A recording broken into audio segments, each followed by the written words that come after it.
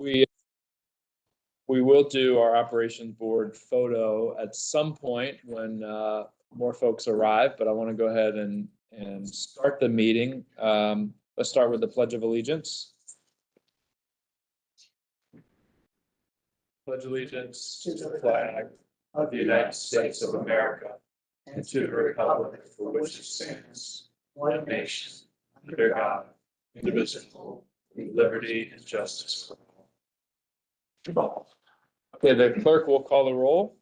Ms. Bagley? Here. Ms. Bailey? Ms. Bomsky? Here. Ms. Franklin? Ms. Gary? Here. Ms. Hayes? Mr. Karantonis? Mr. Kelly? Here. Ms. Lawson? Mr. McLaughlin? Here. Ms. Menson? Here. Mr. Smith? Here. Mr. Stewart? Here. And Mr. Walkinshaw? Here. Mr. Chair, we have a quorum. Okay, thank you. Ms. Mensing has requested to participate remotely from Manassas Park due to a medical reason. There being a physical quorum present, is there a motion and a second to approve Ms. Mensing's remote participation? So moved. Second. Moved and seconded. Any discussion on the motion? Hearing none, all in favor? Aye. Any opposed? Any abstentions? The motion carries.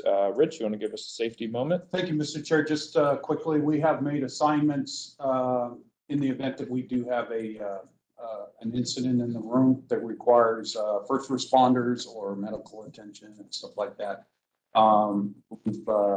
John is going to 911. Primarily, Robert in the back will be the runner.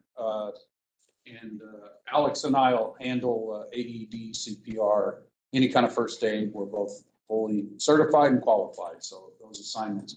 As you noticed, there is the photographer's equipment stuff set up out in the foyer area out there. Just ask that when you do eventually go out in that area, just be careful. There's some tripping hazards out there. Just want to be cautious of that equipment out there and just be careful around it. That's my safety moment. Okay. Chair. All right. Thank you, Rich. Is there a motion and second to approve the agenda as amended? So moved. It's been moved and seconded. Any discussion on the motion? Hearing none, all in favor? Aye. Any abstentions? The motion carries. Next item is approval of the minutes from our October 17th, 2023 operations board meeting, which were distributed by email. Are there any corrections or amendments to those minutes? Move approval of minutes as submitted. Second. Moved and seconded. Any discussion on the motion? All in favor? Aye. Any opposed? Any abstentions? Abstention. Ms. Hayes abstains. Motion carries with one abstention. Okay, welcome everyone to our November operations board meeting. We have a pretty robust agenda today, including a closed session and picture day.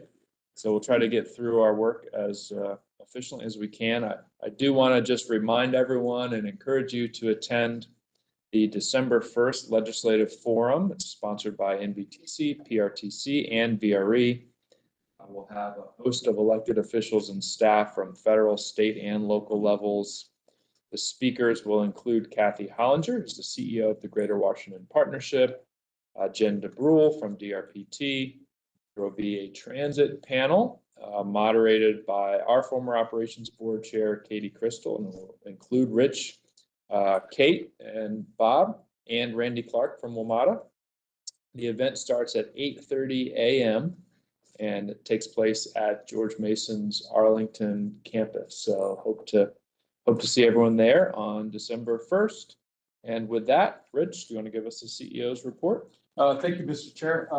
First and foremost, on the safety front, I just wanted to recognize, I see John Cairns in the room. Just yet again, another great milestone from his team, specifically the Broad Run mechanical operations team. On November 8th of this month, they had reached the milestone of 2,955 days without a controllable injury. And if you start adding all that up, I mean, that's a lot of years right there. It's somewhat unprecedented in our industry, and I think, just want to acknowledge that, and that should give you a sense of the type of safety culture, not only, at the agency level, but with our contracted partners and stuff like that. So I just wanted to acknowledge that. It's a huge accomplishment, and they continue on.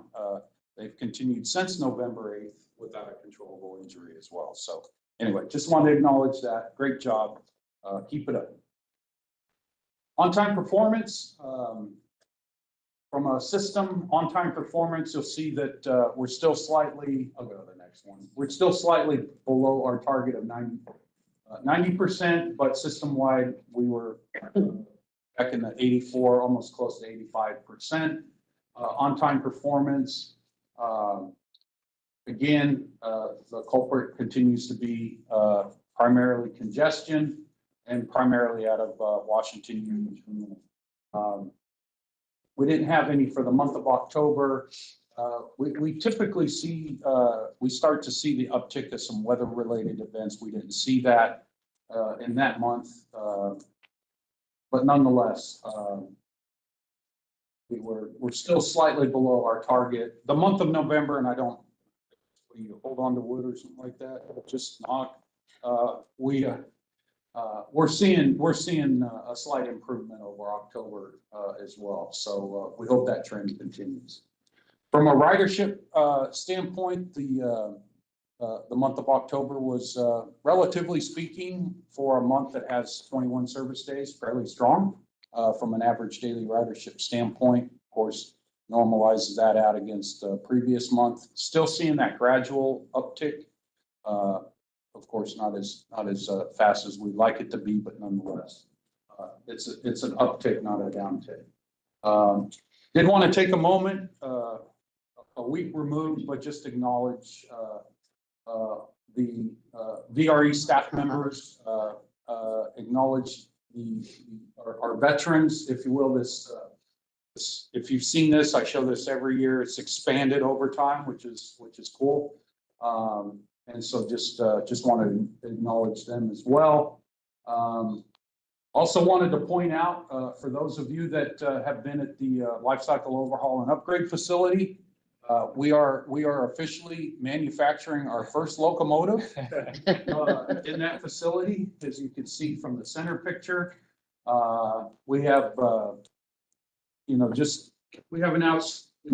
of the outstanding things that our staff does and our partners is just donate their time. And so they're donating their time to effectively create a float for the Fredericksburg City Christmas Parade. That's December 2nd.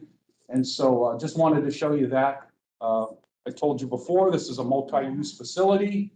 This is yet another use for this facility as well. So I'll bring you back some pictures and just some different things on how this all ended up, but just wanted to give a shout out to them. Of course, in that same spirit, Santa Trains, VRE Santa Trains are coming up December 9th. I'll have Leslie send you an email collectively after the meeting. She doesn't know this yet. That's why I'm looking at it. But in addition to just giving you this notification, Leslie will send you out an email. She'll give you a link to our webpage that shows the schedule and all that type of stuff. So if you're looking, if you need some tickets or something like that, we do have some tickets set aside on each train. And so just contact Leslie and we'll get you some tickets. And then the other thing, if you notice sitting in front of you, one of our big pushes for our Santa Trains is our partnership with the United States Marine Corps and their Toys for Tots drive. So we will be collecting toys at the Santa Train event at each station, but we'll also be collecting toys on board our train the week prior. So our passengers are very, very giving. So they'll donate toys on our trains. We'll collect that, and so it's a multi-pronged effort. But we're proud once again to be able to contribute to this effort. And then finally, Have a safe and happy Fried Turkey Day. That's my report, Mr. Chair. Okay, questions, Mr. Quick comment. It's good to see the switch signal issues reduced greatly. Mr. Dalton and I have been working on Amtrak. They incorporate a lot of those issues near Union Station. So we're going to keep working on them to make sure that they stop negatively impacting VRE service. So thanks for Rich for your leadership. Okay, any other questions on Rich's report? All right, moving on to public comment. VRE accepts public comments both in person and electronically via the VRE website. Members of the public wishing to make public comments have 3 minutes with their full name and the jurisdiction they live in. And written comments submitted before 8 a.m. this morning will be forwarded to the members of the board and attached to the official minutes. Do we have any members of the public here who would like to address the board?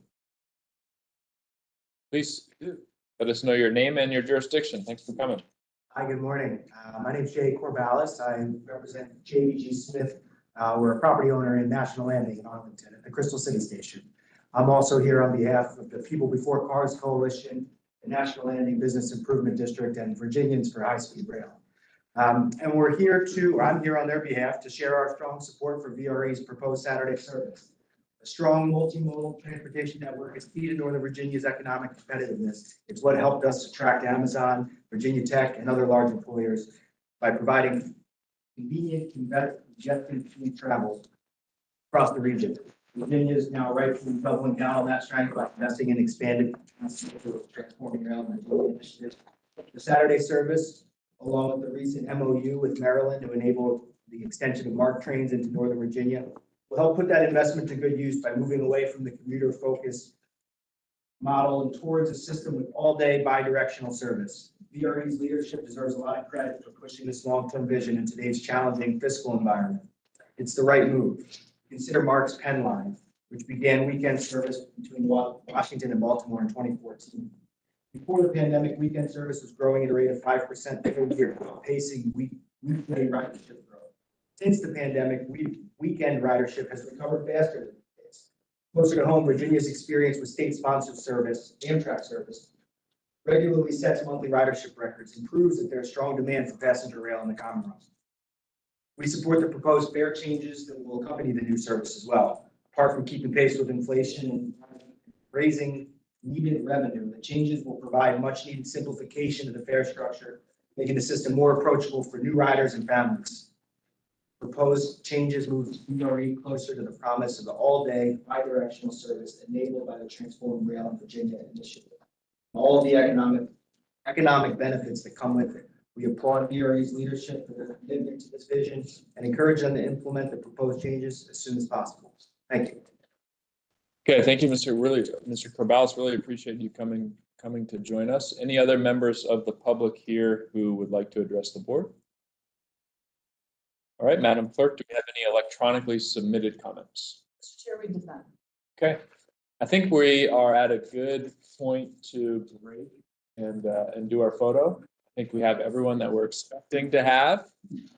Thank you both for joining us. So board members, we will try to quickly go out and do the photo, and we'll come right back and work through our action items. I'm doing fine. Fine. Well. I look you up.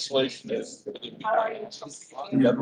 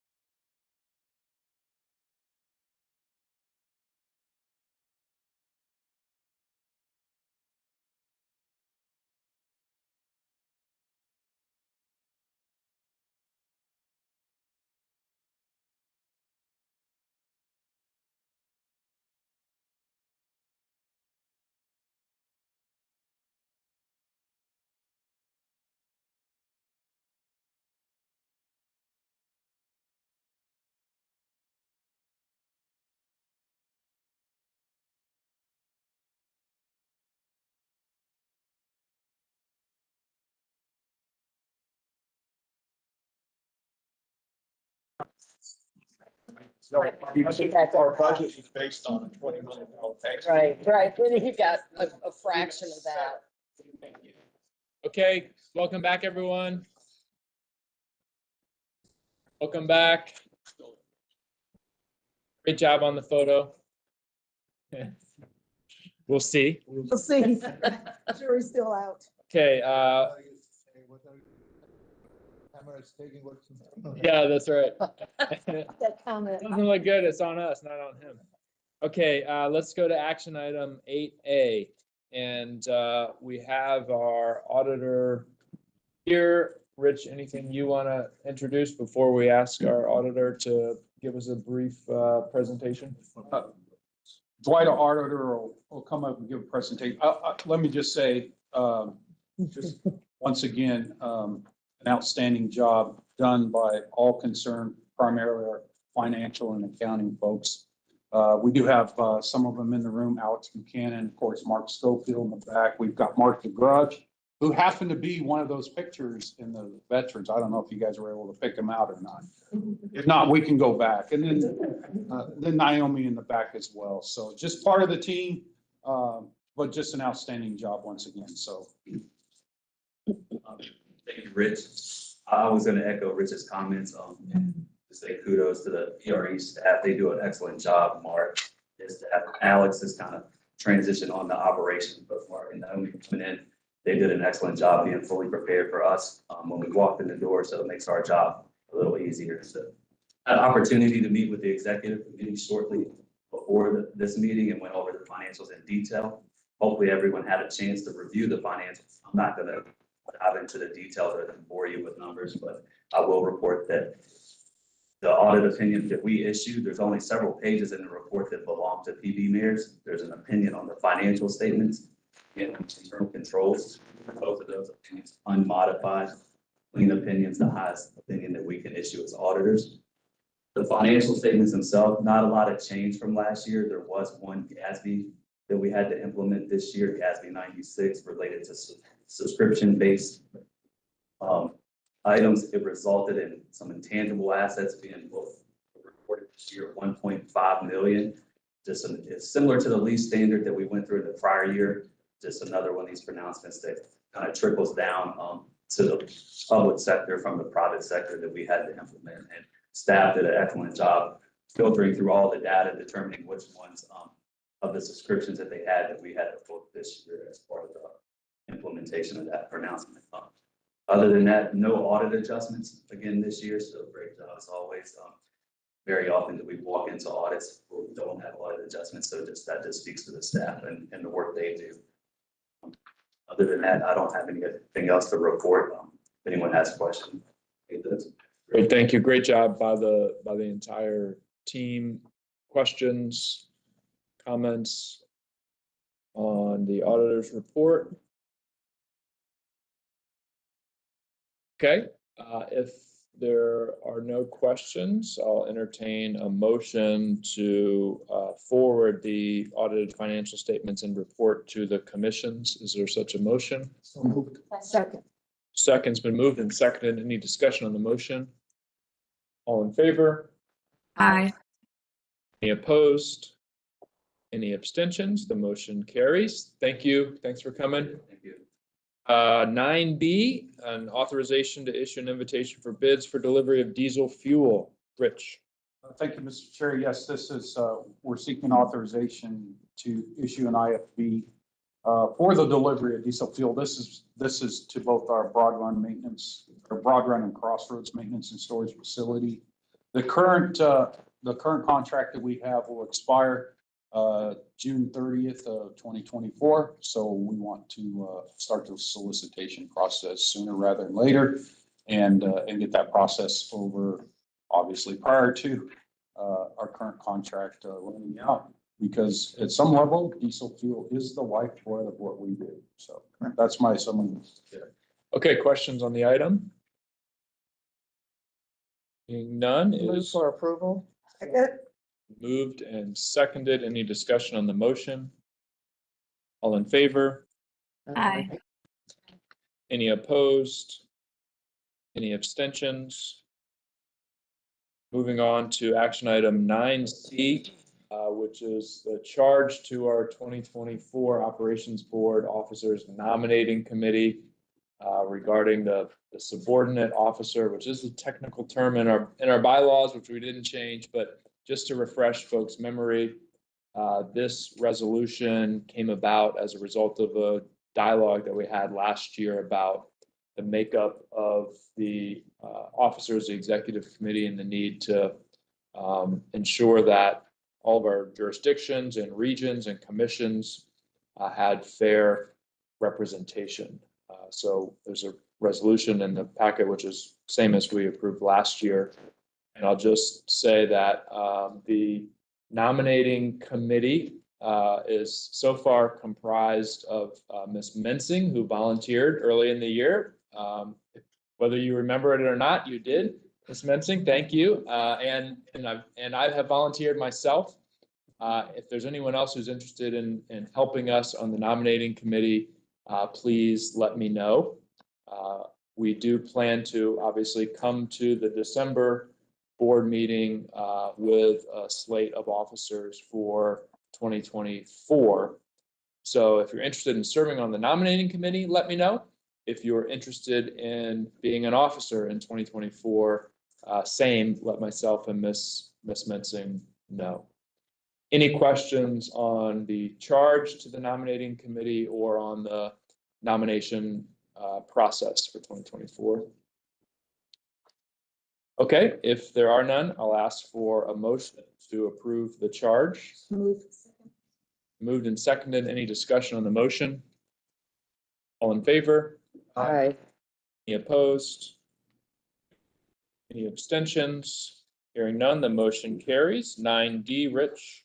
Thank you, Mr. Chair. Seeking authorization to execute a contract for facility security services with Allied Universal Security Services of Reston, Virginia, for the amount stated in the resolution, plus a contingency for a total amount not to exceed $4,783,031. This contract would be for a base 1 year with four option years. This solicitation started several months ago, and our current security contract does expire at the end of December. So by timing wise, as soon as if this action is approved, then of course would start mobilizing. This is not the incumbent. I'll just make that point. It's not the incumbent. The incumbent chose not to participate in this solicitation process. But nonetheless, the technical evaluation team, as you can see on the background, rank this firm the highest. So our recommendation is to move forward. That's my summary, Mr. Chair. Okay, questions on the item? All right, is there a motion to approve action item 9D? So moved. Second. Moved and seconded. Any discussion on the motion? All in favor? Aye. Any opposed? Any abstentions? The motion carries. 9E. Rich? Mr. Chair, seeking authorization to execute a sole source level agreement with InfoDev, Electronic Designers International. And this would establish a service level agreement for our automatic passenger counter systems for software and maintenance in the amount stated in the resolution, plus a contingency for a total amount not to exceed $317,253. This will be for 3 years. Just quick background. This is the OEM of the system that we installed, and as part of that initial agreement with them, they've been providing this service to us in the form of as part of the warranty contract. So what we want to do is just keep them on board from a technical perspective, at least for the next 3 years, as we continue to advance this system and roll it out as part of our organization. So that's my summary, Mr. Chair. Okay, any questions on the item? Mr. Karantonis? Thank you. So I understand the sole source is just because it is an OEM, right? That is correct. And is there a vision or an appraisal of the performance that says this is where we want to go? Because you just mentioned that they just one bus with a level. Well, as long as I understand your question correctly, so at some point potentially in the future, maybe after this 3-year timeframe, maybe there's a potential that from a technical capability and stuff like that, we take more of that on. There's still going to be licenses required for this particular onboard system and stuff. So it may just get down to that. But with this system being as new as it is, and we just wanted to make sure, I want to make sure we have the technical support at arm's reach to help continue to support this system. What I want to understand is that it really counts passengers and riders also if they don't pay, if it's a free day, for example. Yes. So they physically count people. It's a physical counting system, yes. Okay. Any other questions on the item? Is there a motion to approve action item 9D? So move. I think they manually. Moved and seconded. Any discussion on the motion? Just have a comment. Not being in the IT world, I thought this item was very interesting, the way it counts the strollers, it counts the bicycles, it counts everything on the train. So I'm excited to see that roll out. I think it's really neat, and this is the kind of software implementation that we need in VRE. So if we have any trains, because I have had some requests when we do our Saturday and Sunday models and trains moving up the track on weekends, I have had some people say, are you going to have a train for animals, for dogs? So I saw that look, Steve.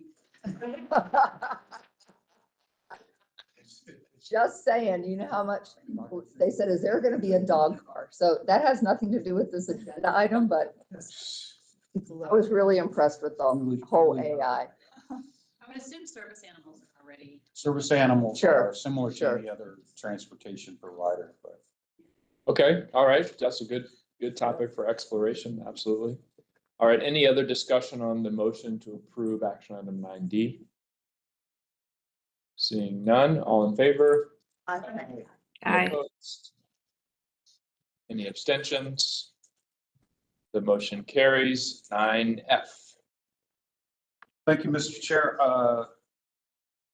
9F, we're seeking recommendation to the commissions, or your recommendation to the commissions to approve the 2024 VRE legislative agenda. Just as a reminder, we did bring this to you as an information item last month. We had some good discussion about that last month.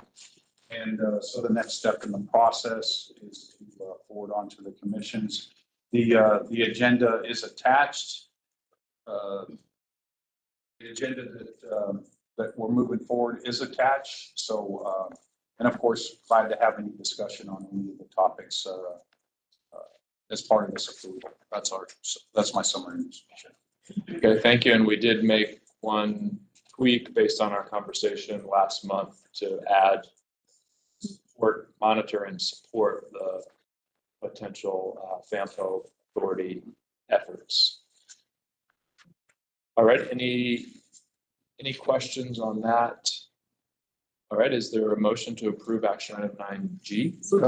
Second. Second. Been moved and seconded. Any discussion on the motion? Ms. Bailey? Thank you, Mr. Chairman. Just want to thank Jones for his leadership on this. It was consistent, and the dialogue, but also the follow through was exceptional. So that's all. Okay. All right, all in favor? Aye. Aye. Any abstentions? Motion carries. 9H.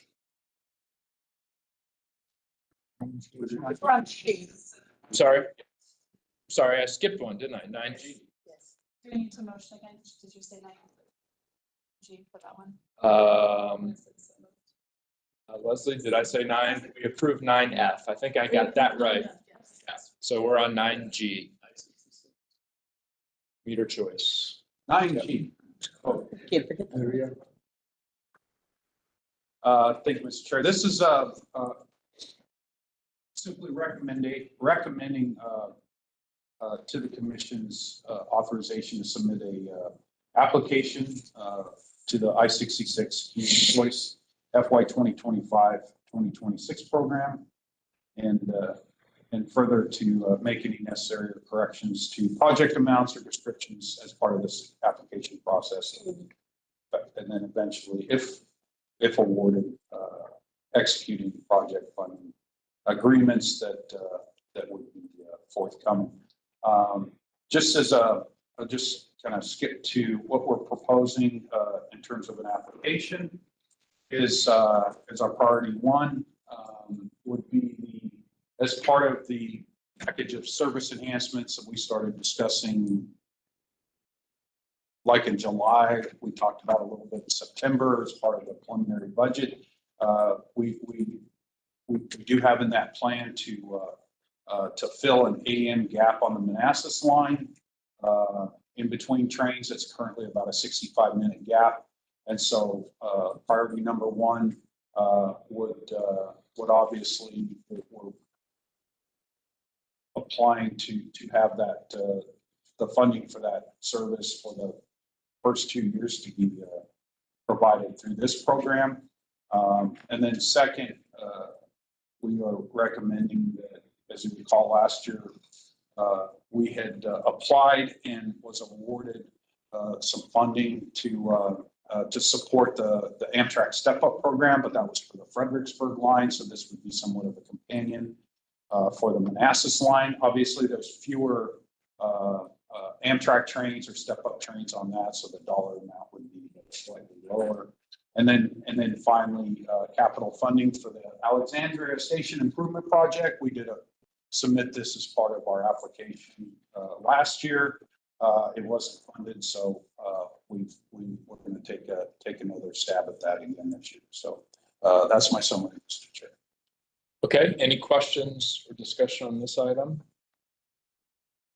All right, is there a motion to approve action item 9G?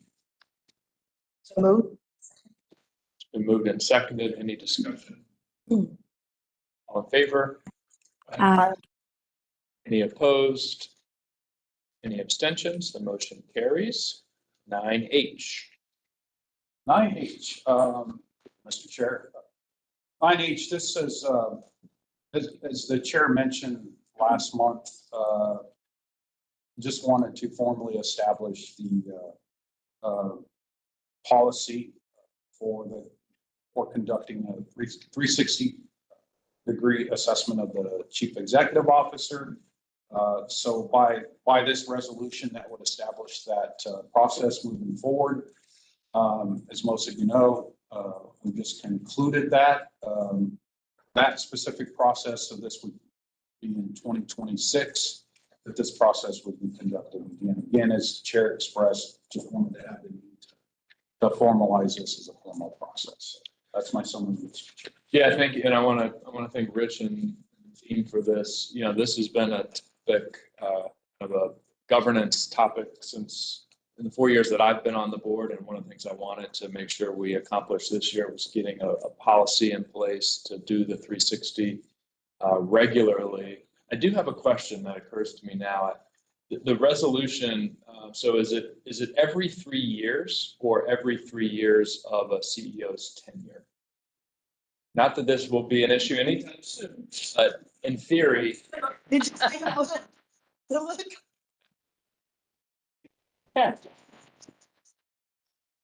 In theory, if at some point, you know, in the 3-year cycles, we had a new CEO and there was only one, you know, started 1 year or 2 years into that 3-year cycle, is the resolution that the 360 is conducted every 3 calendar years?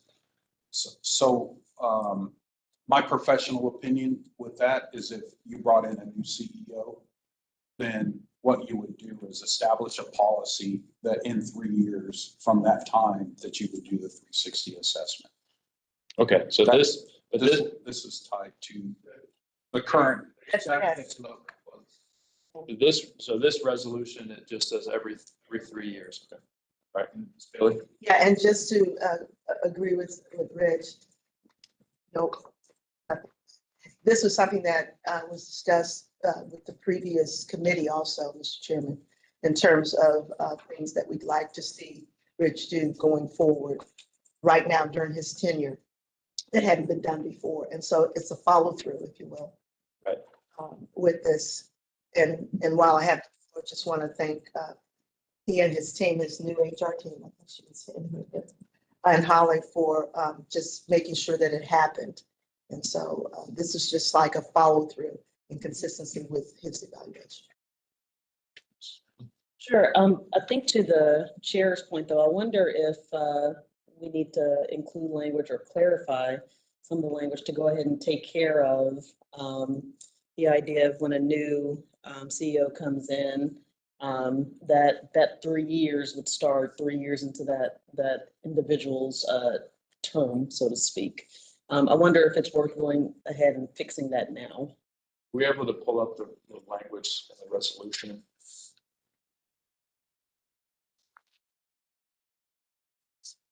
Mr. Kelly, while we're doing that. Yeah, building a little bit on that. Just a suggestion. I think you need to make this more of a minimum of every 3 years, because frankly, if you hire somebody new, you're probably going to want to have that 360 done in the first year. So you know how they're fitting in and working with the staff. You're not going to want to wait 3 years on something. So you might want to make this a little less rigid and say every 3 years, and say the policy will be, when possible, every 3 years, subject to board. I think this is more of an issue of, we can sit here and come up with scenarios that we can have to make changes for. I think we could, just to that point, I think the resolution could be amended just to say at least every. At least every 3 years, and that gives the board, and a new hire, you're going to want to do it before 3 years. Okay, so Ms. Bomke? Yeah, so Matt brought up exactly what I was gonna bring up, because I was concerned about somebody being here, a new executive director, and then waiting 3 years, you've got management problems, and yet you don't know about them. So, Yeah, certainly there would be nothing precluding the operations board at any point from saying we want to have one tomorrow. But I think we could pretty easily amend the resolution to say at least every 3 years. Is there any other discussion, Mr. Stork? Yes, I'm not recalling the 3 years came from. So Rich, I mean, if you want to speak to that, we have our HR folks. We did kind of look out across the industry to kind of figure out what is the standard or norm. And I spent a fair amount of time thinking about, should it be 2 years or 4 years, and three does seem to be as close to a norm or standard as you find in this kind of role. Mr. Grant-Thomas?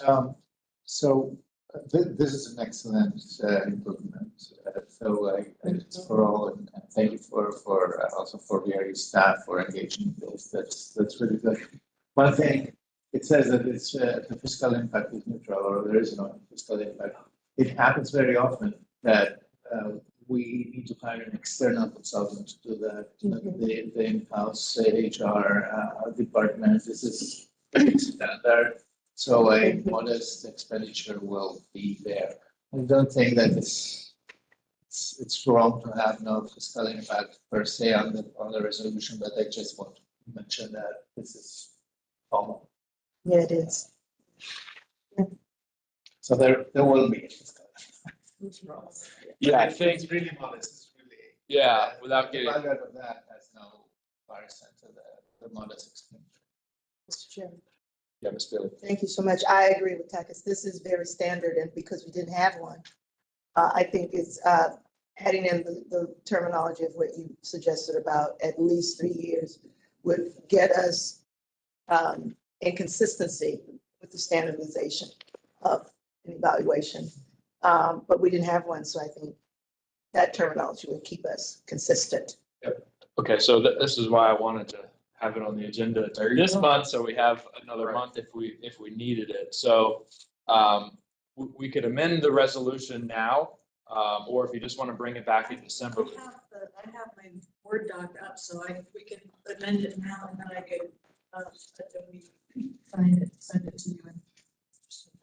Okay, so at this point, maybe I'll entertain a motion to approve the resolution with the amendment adding at least every 3 years. So is there such a motion? Second. Been moved and seconded. Is there any discussion on the motion?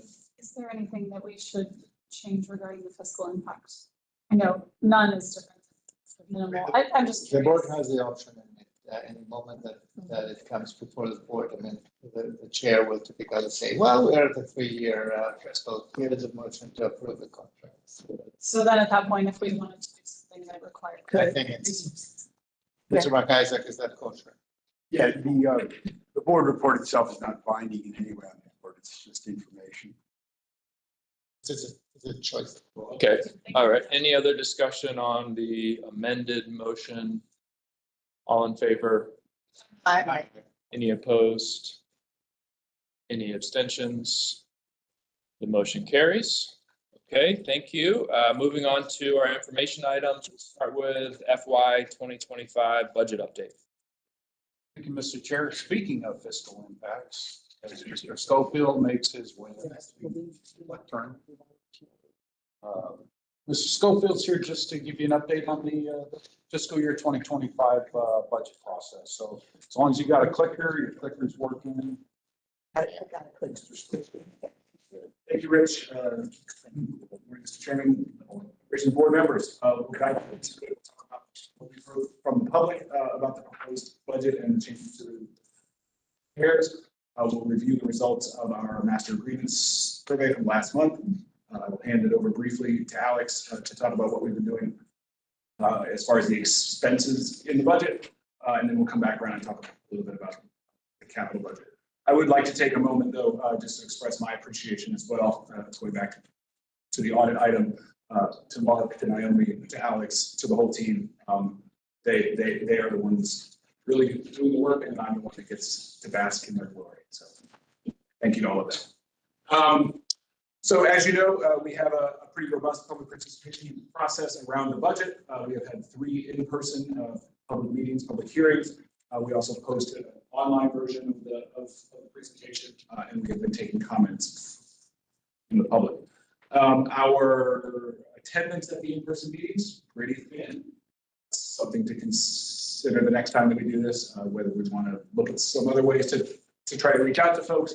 But I think the responses that we got via email and other avenues have been good. We've gotten about 3 dozen of them or so. This is capturing almost all of them. The period just ended. So when we give you the final documented report, I'll call it, as a part of the budget adoption, these numbers may have tweaked a tiny bit, but they are very much almost the whole total.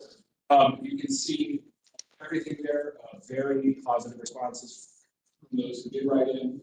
A few folks, surprisingly, opposed to the proposed increase in the fares, but in general, actually, people understanding what our situation is and why we need to do it. And then on all the other ones, whether that's expanding the free rides to 18 and under, introducing Saturday service, continuing the lower fares in zones 1 to 3, or generally moving towards simplifying our fare media. 0 people writing in to be opposed to those universal sort of support. One that we did also get a lot of support for, which is not officially a part of the budget proposal, was for bi-directional VRE. So people taking it, proactively telling us that they would like to have that in the future. And then we just had a couple of sort of full quotes here from the comments that people did give us. I'm not gonna read these allowed to you, but I think the one I think the one at the bottom is particularly notable, understanding that nobody wants the fare increase, but the other items that we are including in the budget really do sort of make it work. So, just pause there, if there's any comment or questions about the. Mr. Cartonis? On the feedback that we got, first of all, thank you for the ongoing work. It is really much appreciated. On the feedback that we get on the fare increases, what is the background cited, or is there? I'm sorry, what is the background? What is about why? Do we have any insight on why somebody would say this is, that they object the fare increase? Do we have any insight? I think there's just sort of, with some people, it's just a generic, no, no, I don't want to pay more. You might occasionally hear them say, well, you need to get your on-time performance up before you raise fares. They may have a particular complaint about this service, but in general, again, pretty strongly. Yeah, there's, which is interesting to observe. Okay. Question. I'm sorry. So that's, so you said there were 3 meetings, is that right? That's correct. And where were those conducted? One in the middle of the day down at the farm to try to capture people who are on their lunch hour from work. We have one in Fredericksburg and then one in Manassas, and those were both in the evening. Yeah, and I think the Fredericksburg one, remember that one was, okay. And just a comment on the free rides for 0 to 18. Just my opinion is, I think that it would make sense if you had a child in your lap that you're holding, but not somebody who's taking a seat up. I wouldn't be in favor of an 18-year-old having a free ride. So just wanted to throw that out for the group. All right. Okay. Oh, I'm sorry. No, I'm sorry. I'm just curious, less about the content and more, does staff have any insights on how to increase, feedback?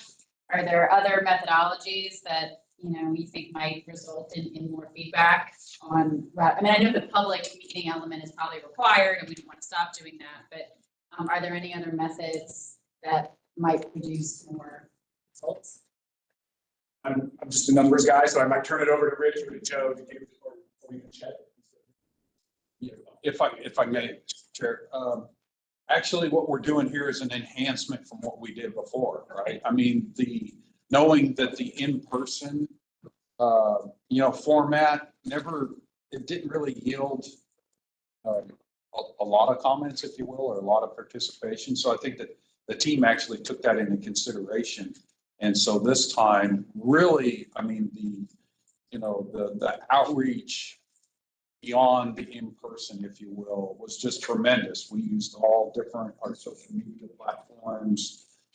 We used everything, essentially everything in our toolbox to get what we had here, because even if it's not in person, we just wanted to get some sense of feedback of where we're heading. So, did we have like QR codes on the trains themselves or some method to capture people on the train on these questions? Not specifically on board the train. It'd just be another QR code on the train. No, nonetheless. Just trying to think of, the people with the most insight, with their captive audience. Yeah, I'll just say, and there's others involved that's not in the room. Obviously, we're a continuous improvement organization, so we take everything like this and look at better ways to do it, more enhanced ways the next time we do it. Okay, let's move on. So we conducted the master agreements survey the first week of October. I express my thanks to Kate and her staff for all the help that they always give us on that, and also the PRTC staff. It was a beautiful day, good service. We got really good response rates. Our total number of surveys increased by about 15% over last year. So that was good. So we went through, processed all the data, made sure that people had sort of correctly indicated where they do actually live. And so these are the results. And we'll note that this is just pure ridership. And so If you look at the total, for example, about 90% of riders coming from the participating jurisdictions. That is very much in line with where we've been in recent years. About 10% coming from all the other jurisdictions, both Arlington and Alexandria, but then also Caroline County places. This is the information that then goes into how many seats the operations board that each jurisdiction gets. Based on this information, there will not be any changes from this year to next year in terms of the board. In general, I would say things were really consistent versus last year. And, again, I think we are still seeing, though, a little bit more robust return of ridership down in this part of Fredericksburg line, Stafford, Spotsy, and Fredericksburg. All the jurisdictions continue to see that ridership growing back up, but again, it continues to be a little bit stronger. So then we take, yeah, I'm just curious on why you took Arlington County and Alexandria and put them in other jurisdictions instead of listing. I could lay it, well, Arlington, there's almost nobody getting an Arlington County resident. There are some Alexandria people getting on at Alexandria. We could certainly break that out. But just in terms of the allocation of the operation board. I think it is that Members of the boards. those that are on other jurisdictions, it's mostly not Arlington and Alexandria. Oh, no, for sure. It's mostly Caroline. No, they are members of the board at jurisdiction that should be listed by jurisdictions. We could, the next time, obviously this is still, preliminary. The next time that we present this, we can change it up to present it that way for sure. So last year, I believe Spotsylvania was a little higher than that. Is that correct? Do you have last year's data? I don't have the data. I don't have it on me. I thought, I mean, maybe I'm mistaken, but I thought last year Spotsylvania was a little bit higher. We were almost to the 15% mark. And then this year, our numbers from the count went up, right? Yes. But we're at a lower percentage. Right, because the pie got bigger. Right. Okay, Mr. Carantonis? No. All right, anything else on this slide before I recognize folks are intensely interested in this particular one? They may be even more intensely interested. Okay, all right. Next one is the money. So I will direct you first to the bold numbers at the bottom. We have the FY24 approved jurisdiction contribution on the right, totaling up to $16 million. And then we have again what we have included in the preliminary budget for 25, $18.3 million. And again, that is returning us back to the FY 2021 levels of the jurisdiction's contribution. So you can see both the dollar amounts and the share of the total there. Again, at a macro level, the numbers are very consistent, not a ton of movement. But again, even just a couple, tenths of a percentage point can make a difference in terms of the total dollar amount. So if we want, I don't know if we want to. But take this for a minute. Or on this would suggest that with respect to Spotsylvania, for example, it isn't that actually their percentage of ridership has grown from last year. Again, or am I missing a complexity of the subsidy formula? The complexity of the subsidy formula is that it takes into account not only how many riders you have, but how much fare revenue they are contributing to the budget. And so part of what is happening here, and sorry, I'm going to get into the weeds a little bit. Yeah.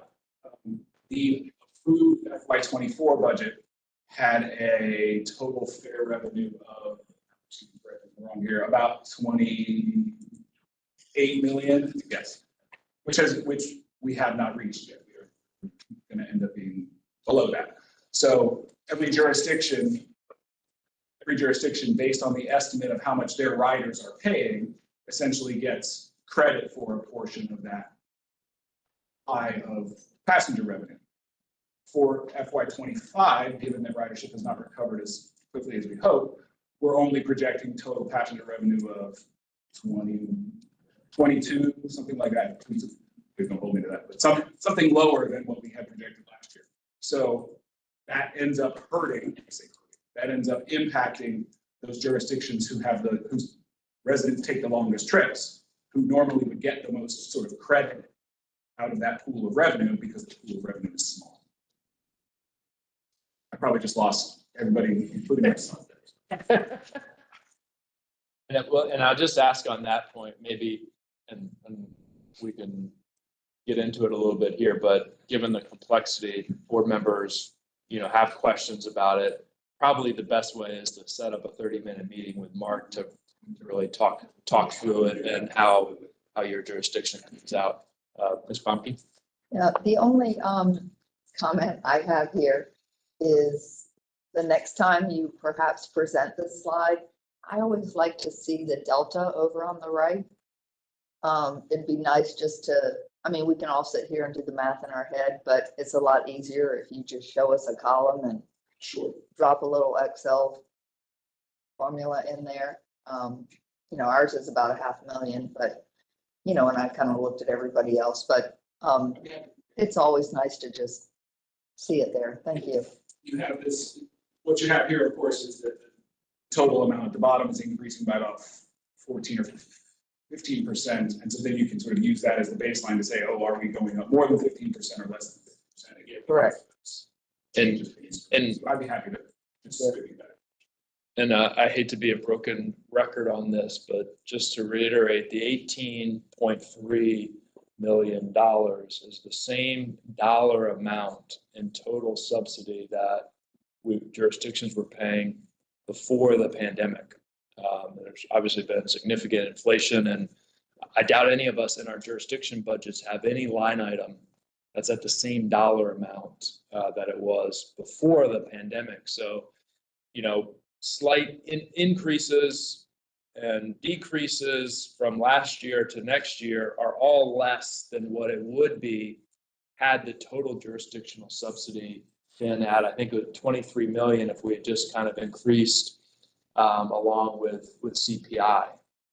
So when we go back to our jurisdictions, getting a really good deal here. We're paying 2019 prices in 2025 for VRE jurisdictional subsidies.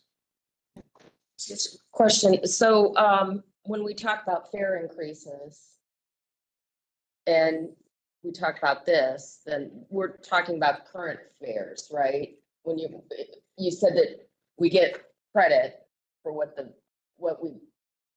but have we looked at what, if we increase the fare, then what would the credit be and how would that affect that number? Questions.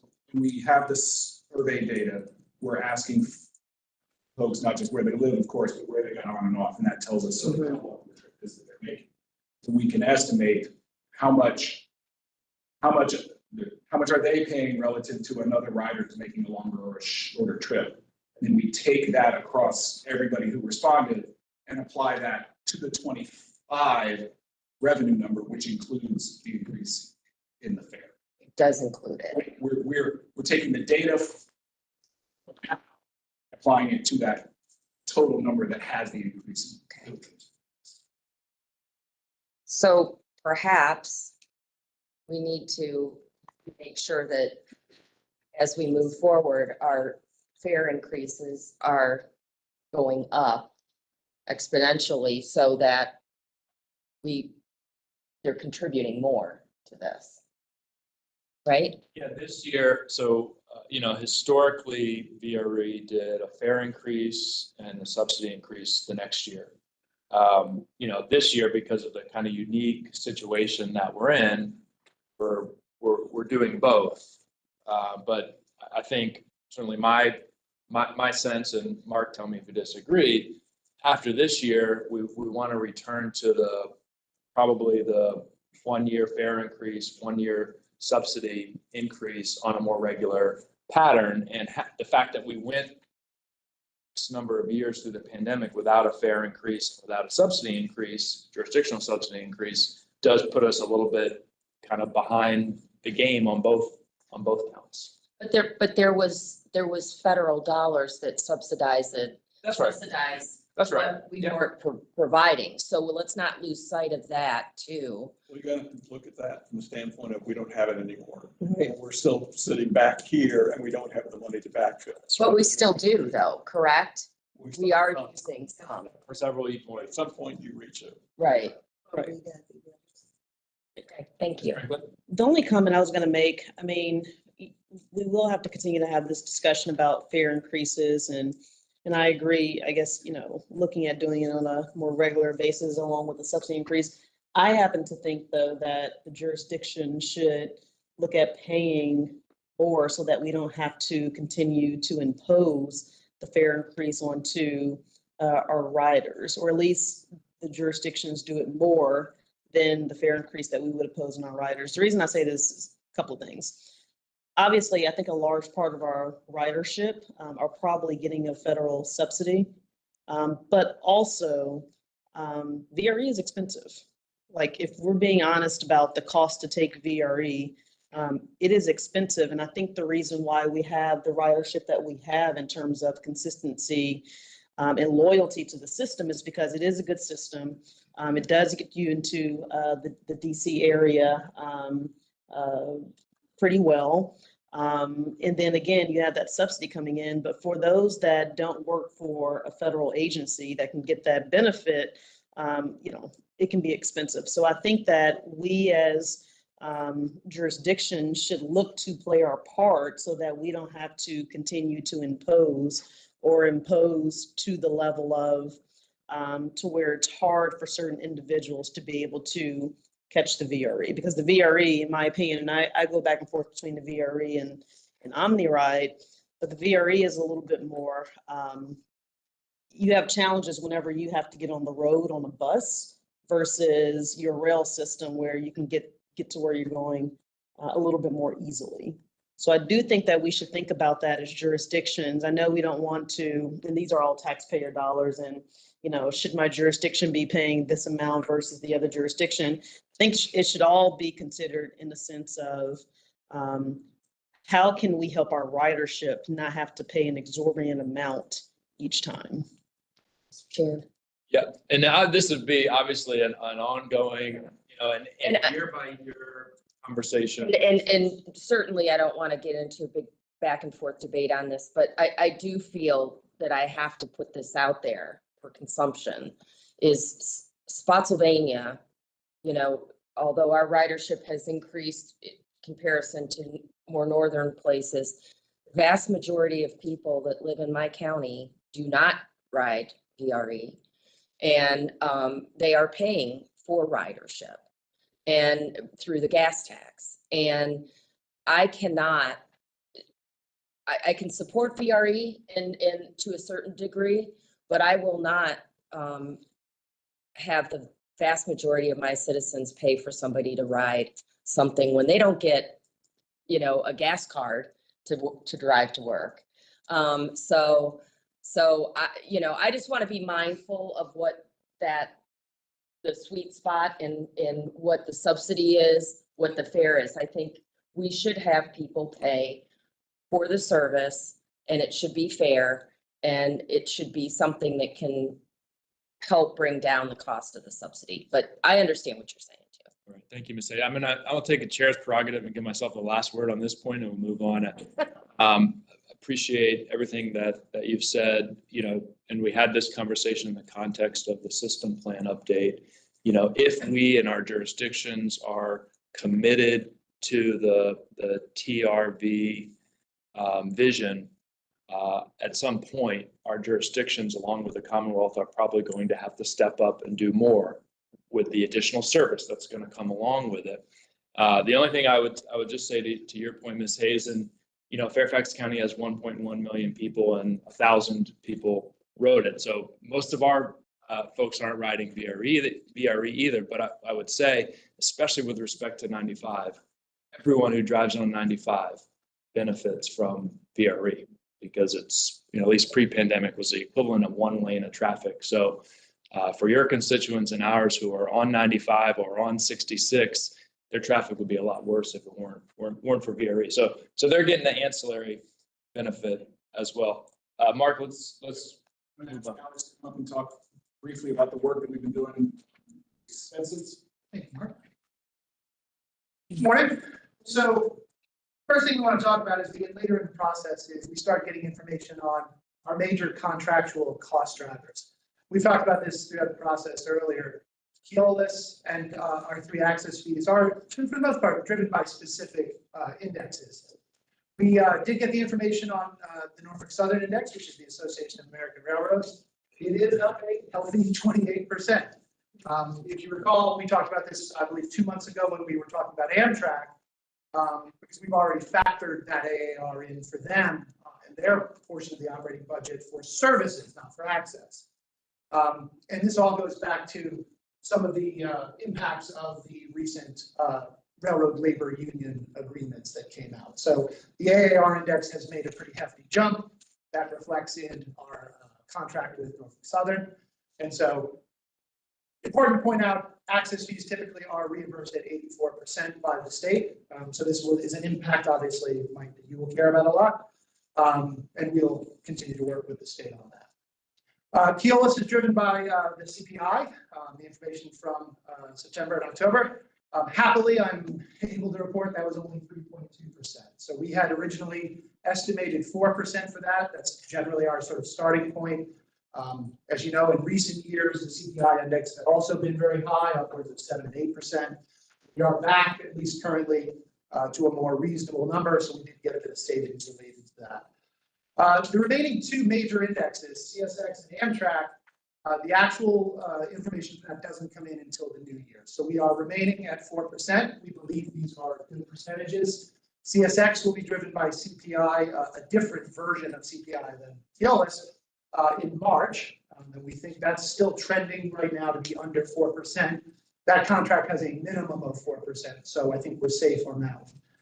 Amtrak, as many of you know, and we've talked about before, is a very complicated model that takes up the entire Northeast corridor and all users thereof. We submit data, they all submit data, and we get an output. Usually in May, the final version comes out. And again, that process has just begun, but our preliminary discussions with Northeast Corridor Commission indicate that 4% still feels pretty good at this point. So if there was a major impact of that, that would be something we would come back and address in the amended 25 budget. But for now, we think this is good. And just to point out, this slide accounts for about half of our operating budget. So it is contractual, it is access, it is Keolis, train operations, and train maintenance. And so it's a big piece of the pie here for the budget. So, all right. So for the operating budget updates, we have a baseline department reduction of 1.7 million.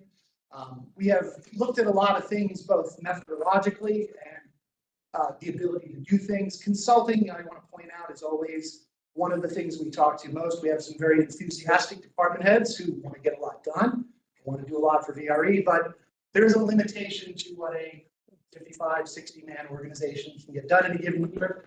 And so we, Rich and Mark and I, discuss all these things in detail with the department heads and work to get to a more realistic number of what can be accomplished. It's important to point out here that we're not deferring anything material to safety or security or railroad operations or any of the core functions of VRA. There's a lot of other things besides that core that we do to work towards the railroad, things that are nice to have potentially, but not must-haves. We go through all of that in great detail with the staff as we do our meetings in October. So some of that is reflected here. Things like fare collections, that reflects Chris's effort with driving mobile ticketing and moving away from the paper ticket paradigm of the past. And so we do get to see some savings and things like that. As we've filled positions, we can also look at things like temporary staff. And again, just as a reminder, we do have 3 FTEs in this particular budget. We are staff again, appropriately in my opinion.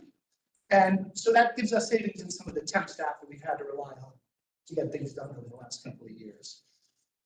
There's also a piece of this where we're looking to leverage our state of good repair federal funding to help additionally fund some things, since we have a lot of that funding available to fund some of our maintenance and state of good repair program. So that helps to defray some of that cost in the operating budget. here, the 800,000 additional reduction for contract services, that's FIOLA specifically. That involves staffing, but it also, a big chunk of that is sort of how we budget for incentives. Historically, VRE has budgeted for the entire incentive that was possible they could earn. We've looked at that this year and looked at the historical trend of what they've been able to earn. And we are trying to budget more for a reasonable estimation of what we think could be earned as opposed to the contractual maximum. That does mean that if they did earn all of it one year, we could potentially have to pull from contingency to fund that, but that's why we have a contingency in the budget. We do have an additional $1 million, and that is primarily related to, this is an addition, $1 million in, that's mostly related to Saturday service. This is for locomotives and for station custodial services to support that operation. Again, this is still under analysis and probably will be until the day we come here in December. And possibly some pieces of it even beyond. So also the 150,000 net after, that's the NS that I was talking about before. So there's a large increase for the 28% of the cost, but the net effect of that after the 84% reimbursement is 150,000. So it's not as huge a hit as all that. And so the net expense reduction is 4 million versus what we presented to you in the prelim.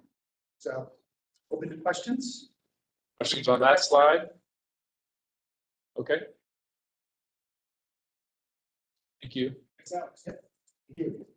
So we had a really good, robust discussion at the Finance Committee last month, and I appreciate very much those of you who were there for that.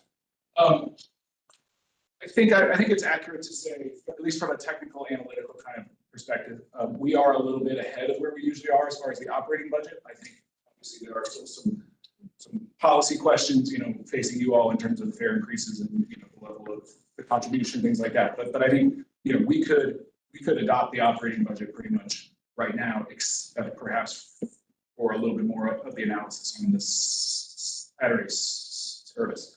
I think the flip side of that is we're a little bit behind where we want to be on the capital budget. We are still working very closely with Dallas and all of his project managers just to shake out a lot of these projects that are at a sort of very critical point in their evolution. So as I mentioned last month, we have a number of projects that are being completed this year. Blue has already done.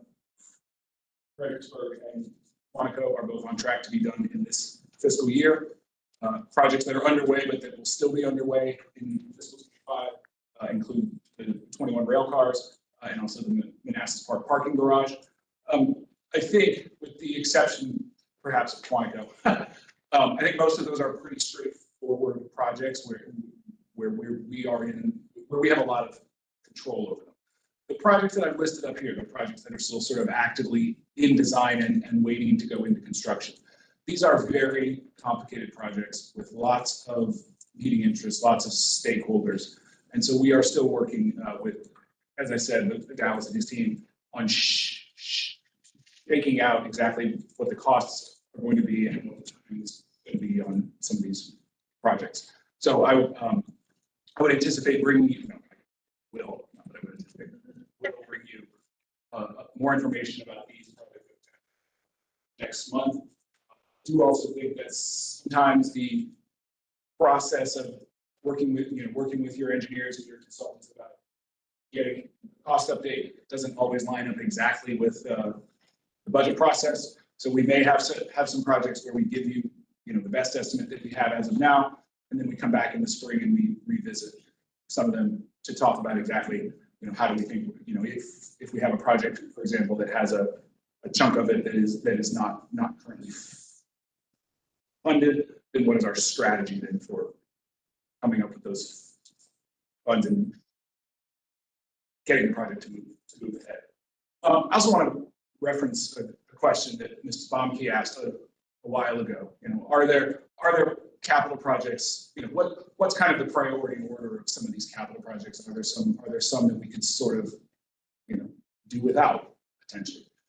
And I think my answer largely on that question is no, or not that we couldn't do without them, but that going without them wouldn't really improve our position for two reasons. One, most of the money that we are getting for these capital projects is coming from external partners It's not, we would be sort of leaving money on the table were we to turn these projects down. And also because these projects are very highly interrelated. So those of you who have been here for a while, remember that we were successful in pursuing smart scale money for the Fredericksburg line and then the I-66 money on the Manassas line. And, you know, some parts of those programs are charging ahead, other parts have maybe been delayed. It could be tempting to look at them and say, well, you know, do we really have to do that component of the project? But when you try to start pulling pieces out of a program that you applied for, that can be very challenging for the grantors. You know, they say, hey, you said we're going to do this, this, and this, and now you're trying to pull a piece of that out. So that's just more like a macro comment about the challenges of doing the prioritization. A lot of the projects really are quite closely related to each other. If I can, real quick, I also want to note there are a lot of other capital projects that the state's applying for that also benefit VRE, such as Long Bridge. We're actually looking for some money for Lawn Font. Don't know if it should be enough in the same application. So there's a lot of other projects that we're coordinating. Team that talks with Dallas, I think almost every day. Whether it likes it or not. But so it's very much a team effort, and there are a lot of other capital projects out there that are definitely VRE that Amtrak and the state might be the only one to be able to apply for, but have that tertiary benefit given capacity for the VRE. Really? And just, I just wanted to know, with Quantico, there's no big issue. It's just, is there, or is there?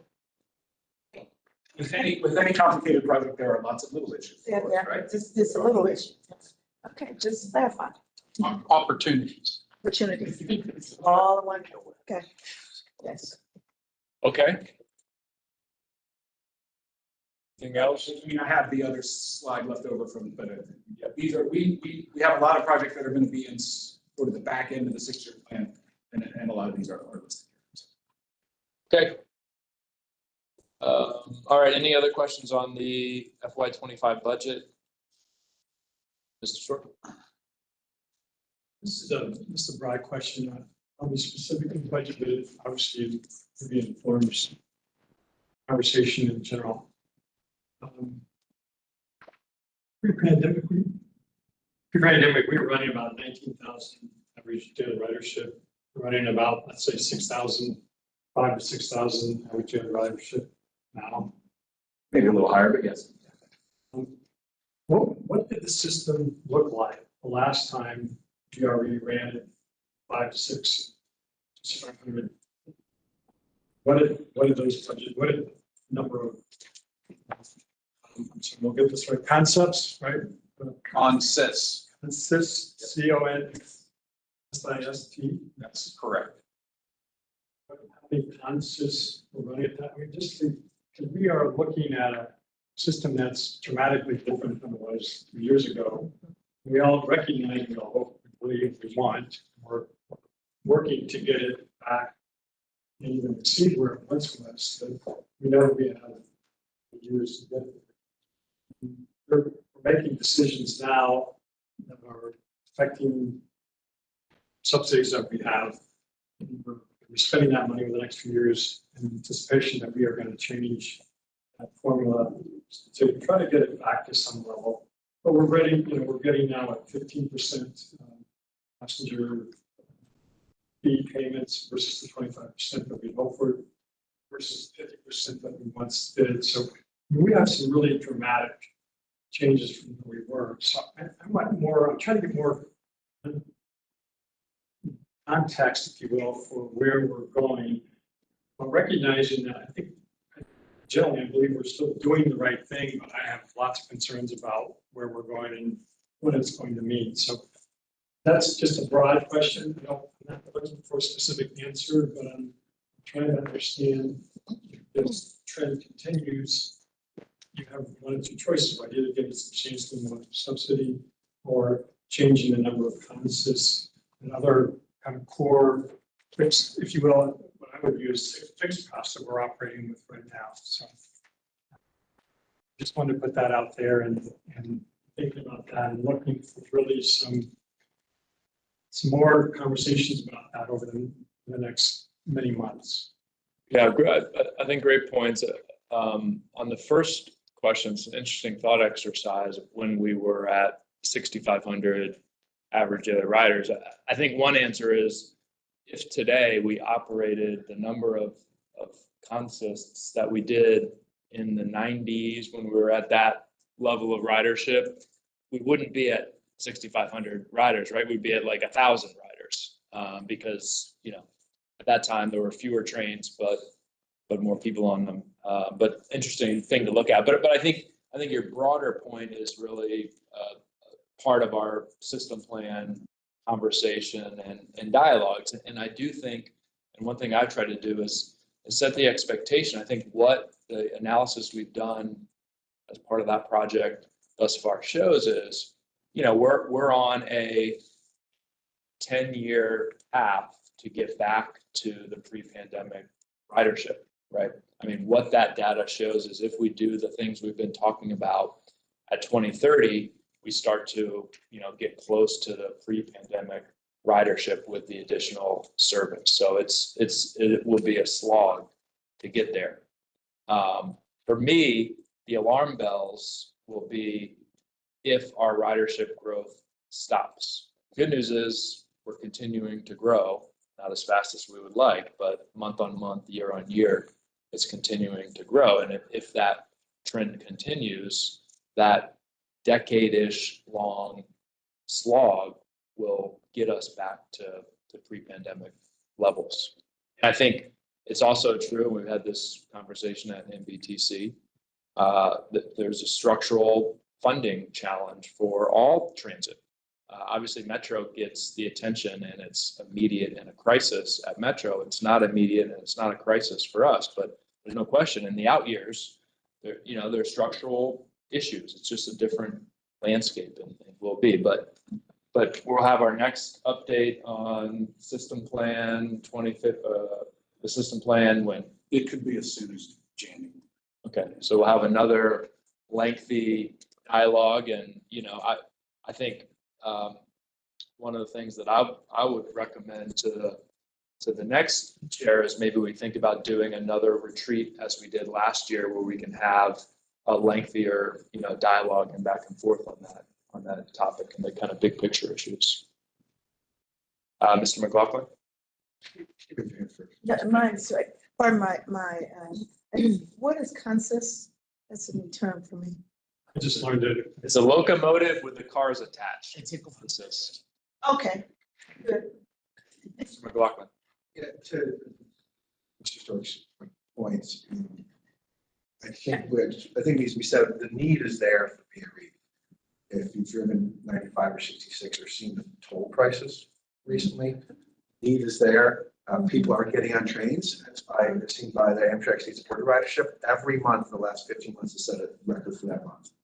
So the need's there and people want to ride trains. It's just a matter of figuring out, as talked about earlier in the presentation, day, what days, so on and so forth. So I firmly believe, always where the need is there. It's out there. We can see it. So I'm not saying you don't disagree with me. I think you do. But and we're here to try to figure out what the best mix is. To use a phrase that Sage used earlier as well. Ms. Bagley? Just briefly, I don't think any of us are interested in maintaining VRE for VRE's sake. I think it's because of this, from those 6,000 riders, we don't want those back on the roads. If you had 6,000 people back on the roads, just like in the Metro conversation, you can't put 500,000 people back onto the streets. We had a presentation, I think, at NBTC about what that would do to our bridges. We literally can't, our infrastructure can't support taking all these people off of transit, whether they're on VRE or on Metro, and putting them back on our roads. I think from an environmental perspective, that's not the direction, we all are fundamentally headed in. And from a safety perspective, riding the train, riding Metro is a safer, more environmentally conscious way to travel. And so I don't want to, get lost in the conversation that I don't think any of us are just here trying to save VRE for VRE's sake, because it needs to just exist for its own reasons. I think it's because of what it contributes, in terms of reduced traffic, what it contributes in terms of environmental, emissions, what it contributes in terms of fewer accidents on the road, and even lost productivity. I'm sure there's things to be said for the productivity people gain when they're not behind the wheel versus, you know, driving themselves everywhere. So I share all the concerns about budget and such, but I wouldn't want anybody, you know, listening or sort of following this debate to think that this board or any particular member is here just to continue, you know, VRE because it exists, has to continue to exist. It is contributing even at its current levels and with its projected 2030, 2050 levels in ways that we all benefit from, whether we're a rider ourselves or we're a person in a car with one less person on the road next to us. Mr. Karen-Jones. Just anecdotally in alignment with Ms. Bagley, the narrative, our constituents are coming already to us, to my office, and saying how insanely more expensive driving has become, especially moderate and low income. They tell us that insurance premiums have jumped almost 17 or 19% in a year. Repair costs for conventional vehicles are through the roof. Just the plain availability for driving is not there, and they complain that they don't have alternatives, that the alternatives are not good enough. So they are actually asking us every day to invest even more in choices in public infrastructure that will offer them a real choice. We have households right now who spend more than 18 to 20% of their family income, and that's, I mean, we have evidence for that. On transportation, this is an insane amount of money. If you factor in the other insane amount of money they have to pay for housing and the fact that food has become so much more expensive. So I see my support for VRE not only based on the logic of what the benefits of public transportation and the enormous scale benefits that it has, but also as a critical infrastructure, that this is the moment where we support and incentivize it. I lived in a different country in the past. We had an equivalent system to VRE that was living together with a metro system in the metropolitan area. And the rebranding was, this is the metro of the periphery. Literally, the metro of the periphery, and the maps were redone, etc. And people began. It was a slog. It took like 30 years to get everybody on because it's not running every 15 minutes. But someday it will, as long as we hold the line, and that's the important thing. Okay, Mark, what is the next steps in terms of the budget? Just orient us in terms of the FY25 budget process, and then we'll move on.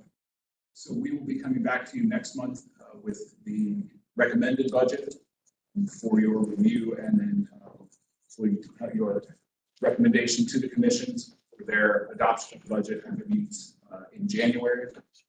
Again, from the operating budget perspective, I feel like we have dotted most of the i's, crossed most of the t's. There may still be some smaller changes between now and then, and of course, there's still you all's discussion about your contribution and fare increases. We will present a more holistic view of both the capital program and the 6-year plan, again, which dovetail nicely with the work that we're doing on the system plan. And then, okay. All right, and I just want to urge everyone, if you have questions, like as we were talking about with the subsidy issues and details and technical questions, find some time to sit down with, and if something virtually before December. And if something comes out of one of those individual discussions that looks like everybody would probably be interested in that, we'll be happy to get that out. Yeah. All right, great. Thank you. Thank you, Mark. We have the spending authority report. Are there any questions on the spending authority report? Okay, if there are none, I'll ask Vice Chair Bomke to make a motion for closed session. Right, pursuant to the Virginia Freedom of Information Act, Section 2.2-3711A1 of the Code of Virginia, I move that the VRE Operations Board convene a closed meeting for the purpose of discussing 2 personnel matters relating to the performance of the Chief Executive Officer and the General Counsel and Chief Legal Officer. Is there a second? Second. Moved and seconded. Any discussion on the motion? Clerk will call the roll. Ms. Bagley? Here. Yes. Ms. Bailey? Yes. Palombi? Yes. Ms. Franklin? I, Ms. Terry? Aye. Ms. Hayes? Aye. Mr. Kansas? Mr. Kelly? Yes. Mr. McLaughlin? Ms. Mency? Aye. Mr. Smith? Yes. Mr. Stewart? And Mr. Buckingham? Aye.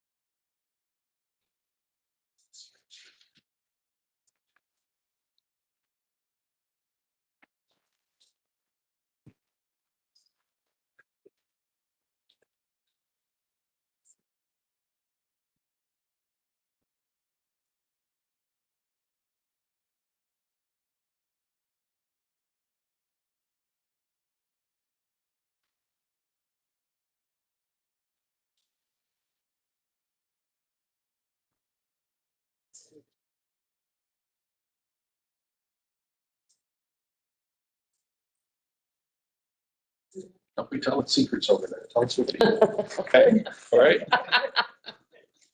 VRE Operations Board certifies that to the best of each member's knowledge and with no individual member dissenting at the just concluded closed session. 1, only public business matters lawfully exempted from open meeting requirements under the Freedom of Information Act were discussed. And 2, only such public business matters as were identified in the motion by which the closed session was convened were heard, discussed, or considered. Been moved and seconded. Any discussion on the motion? Clerk will call the roll. Bagley? Yes, here. Aye. Ms. Haley? Hi. Ms. Plum? Yes. Ms. Franklin? Aye. Ms. Gary? Aye. Ms. Hayes? Aye. Mr. Karen Thomas? Mr. Kelly? Aye. Mr. McLaughlin? Ms. Benson? Aye. Mr. Smith? Yes. Mr. Stork? Aye. Mr. Watkins? And All right, the motion carries. That takes us to Operation Board Members time. Ms. Bomke. Just want to say happy Thanksgiving. We have lots to be thankful for and travel safe. Happy Thanksgiving. Thank you. Hey, happy holidays. Same, happy holidays and travel with VRE. Santa there and a lot of offerings, so. yes, happy Thanksgiving and be safe to those who are traveling. Happy Thanksgiving to everyone. Thanks to all of you for willing to put yourselves on the line and be public officials. It means a lot. Happy Thanksgiving to everyone. Thank you very much for the opportunity to serve these past 4 years and looking forward to hopefully more. But thank you all very much for being part of that. This is my last board meeting. I will not be seeing you guys again, so it's been fun. Seen a lot of changes over a lot of years, most of it for the better.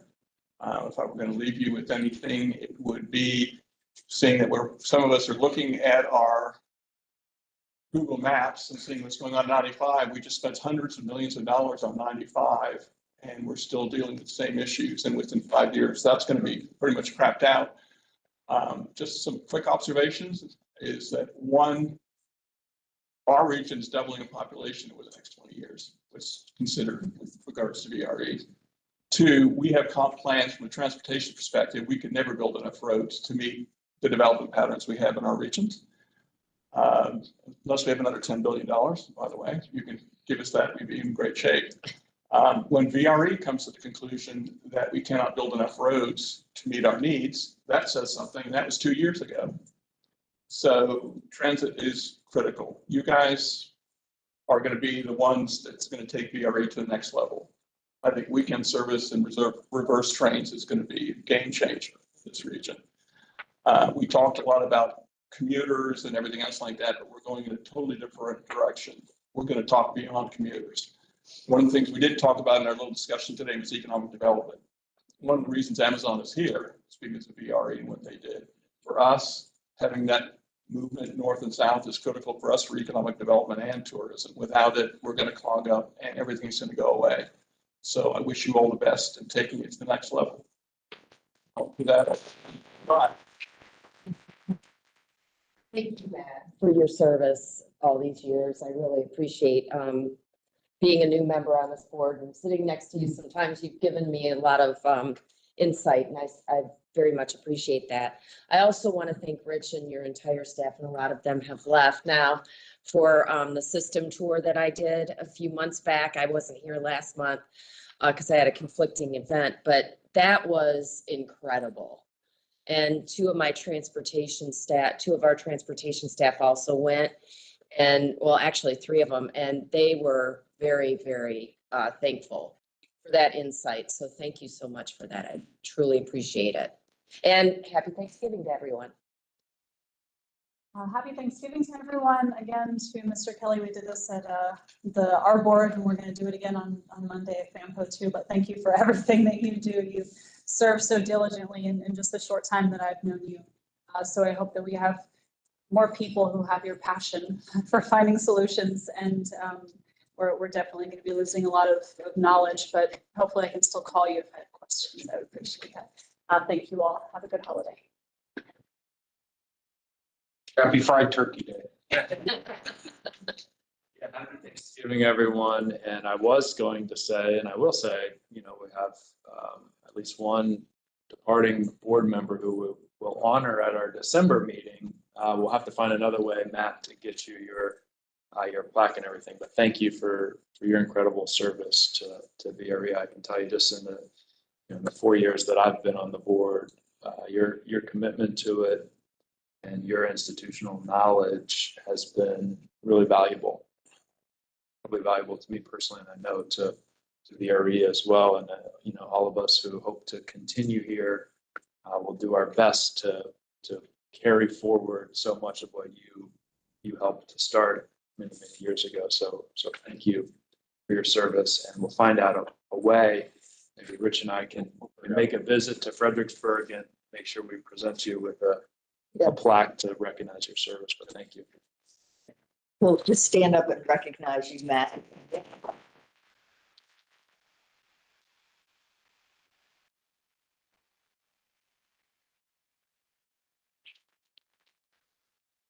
I can go fight traffic. Yeah, good luck. It's a 1 o'clock meeting.